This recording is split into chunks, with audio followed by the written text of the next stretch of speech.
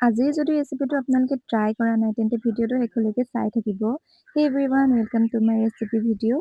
মই আহিছিলোঁ মাৰ ঘৰ শিৱসাগৰ আৰু মাৰ ঘৰলৈ আহিলে বৌয়ে মই ভাল পোৱা বস্তুবোৰ বনাই খুৱাবই। আজি বনাব লৈছোঁ আলু বেঙেনা বিলাহীৰ সৈতে মাছৰ জোল। এয়া প্ৰথমে পুৰি লৈছোঁ বেঙেনা এটা, মাছখিনিও ধুই ল'লোঁ আৰু তাৰ ওপৰত হালধি আৰু নিমখ দি সানি ল'লোঁ। এয়া এনেকৈ পিঁয়াজ কাটি লৈছোঁ আৰু আলুখিনিও এনেকৈ কাটি লৈছোঁ। এয়া কেঁচা জলকীয়া আৰু ধনিয়া পাত। তাৰপিছত কেৰাহীখনত তেল অলপ গৰম কৰি মাছখিনি ভাজি ল'লোঁ। এইফালে মাছখিনি ভজাও হৈ গ'ল।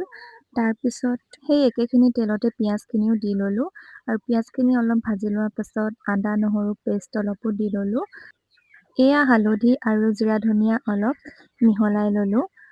আদা নহৰুখিনি অলপ ভাজি লোৱাৰ পাছত মছলাৰ পেষ্টটো দি দিলোঁ আৰু তাৰপিছত অলপ মছলাখিনিও ভাজি ল'লোঁ।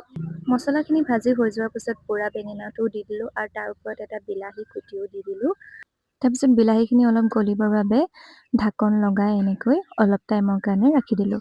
এয়া বিলাহীখিনিও লাহেকৈ গলিবলৈ ধৰিলে আৰু তাৰ ওপৰত কাটি থোৱা আলুখিনি দি ল'লোঁ। আলুখিনি দি অলপ মজাই ল'লোঁ। এয়া আলুখিনি মজোৱা হৈ গ'ল আৰু তাৰ ওপৰত অলপ পানীও দি দিলোঁ। তাৰপিছত উতল এটা আহিবলৈ দি ঢাকোনখন লগাই দিলোঁ। এয়া চাওক উতলো আহি গ'ল। তাৰপাছত মাছখিনি দিবৰ সময় হৈ গ'ল। মাছখিনি লাহেকৈ দি দিলোঁ। মাছখিনি দি দিয়াৰ পাছত আৰু এটা উতল আহিবলৈ দিলোঁ আৰু তাৰ ওপৰত কেঁচা জলকীয়া দুটা আৰু ধনিয়া পাতখিনিও লাহেকৈ দি দিলোঁ। মোৰ যদি এই ৰেচিপি ভিডিঅ'টো চাই ভাল পালে তেন্তে কমেণ্টত জনাব আৰু এনেকৈ মাৰ ঘৰলৈ আহি নিজৰ পচন্দৰ বস্তুবোৰ খাবলৈ পালে ইমান ভাল লাগে নহয়নে?